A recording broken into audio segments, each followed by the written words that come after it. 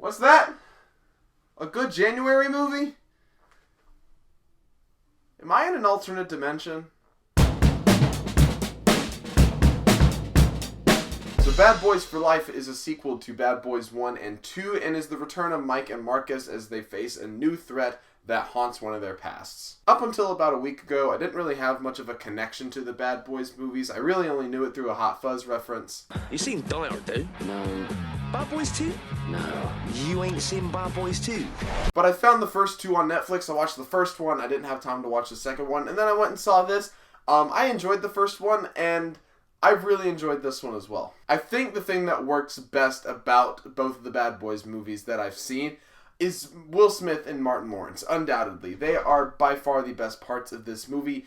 They just click so well together. They can riff off of each other so well. They have beautiful chemistry. You really care for these guys. They're just super fun to watch, but you also care about them. And that's one thing that I really appreciated about this movie is that whereas the first one didn't have as much depth to the characters and to their stories and their lives, this one adds a lot of depth to who they are, their personalities, their feelings on certain things. It just adds a lot of depth to who they are. And there are a couple really great moments in this movie where you find yourself caring and sympathizing with these guys just because of how they're crafted in this movie. You can tell that the writers of this movie really cared about Bad Boys and cared about these characters, and so they put a lot of effort into crafting an interesting and good and developed story. With a lot of these sequels that come out years after the originals, you can tell that they don't put a whole lot of effort into their stories, into their characters, but you can tell that these guys did, and it really shows throughout this movie. On top of that, it's just a really awesome, entertaining movie. The action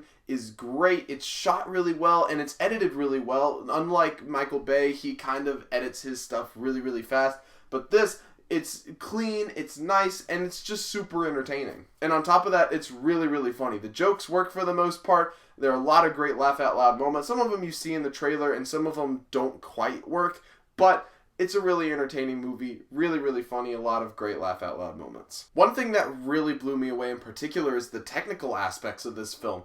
I think this film is shot really well. It's probably the best shot film of the year. There are some really great shots in here, especially during the action sequences. I really enjoyed the cinematography. The colors are very vibrant and beautiful.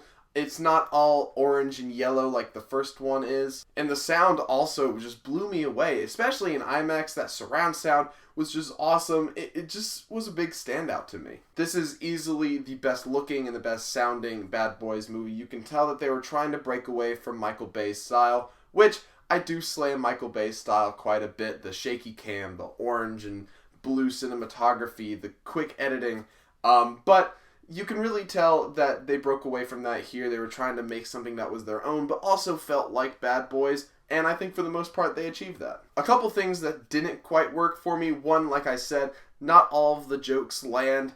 There are just some that you can tell they were just trying to go for a cheap laugh or just a quick one-liner to try and get you laughing and into it again.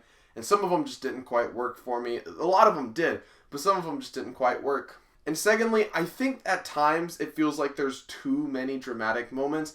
Like they'll stop some entertaining sequences to really slam you into a dramatic sequence just to have one, it felt like. And a lot of the times it works and it fits into their characters, into their stories, but it felt a little bit overdone with the dramatics at times, and it kind of takes away from the whole Bad Boys-ness of it, just the fun and the entertaining aspects of it, which I definitely still feel, but it just does feel a little bit overdone. And you can tell that sometimes the dramatics do feel forced, like there's not a whole lot of setups earlier in the franchise that would allude to another villain. You can just tell they were trying to scrape at something to have a reason to have a villain, and it works, but you can definitely tell that it was a little bit forced. And also, a lot of the new characters that they introduce aren't as fleshed out as I'd like them to be. They're fun characters, you enjoy them while they're in the movie, but when you look back on it, you really don't care for these guys, not near as much as you do Mike or Marcus. But those things don't detract from my entertainment value at all. It's a really fun movie. Really great time in the theater. I'd probably say this is better than the first one. Like I said, I haven't seen the second one, but this is a pretty high bar to beat for that second one. I'm going to give Bad Boys for Life a double tap. Like I said, it's weird having a good January movie to talk about. I would expect most of the movies to come out this month to be absolute garbage, and I assume most of them will be, but this was a really great surprise. Really happy this one was good.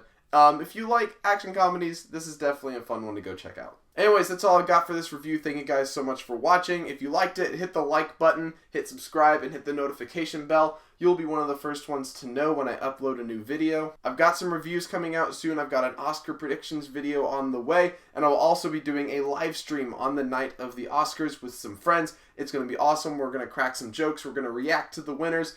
It's just going to be a grand old time, so come on down. Like I said, subscribe, hit the notification bell. You'll be notified the second that we go live. It's going to be a blast, so come join us the night of February 9th. That's the night of the Oscars, Sunday night. You don't want to miss it. It's going to be fun. Thank you guys so much for watching this. Hope you guys have a great day, and I'll see you in the next one.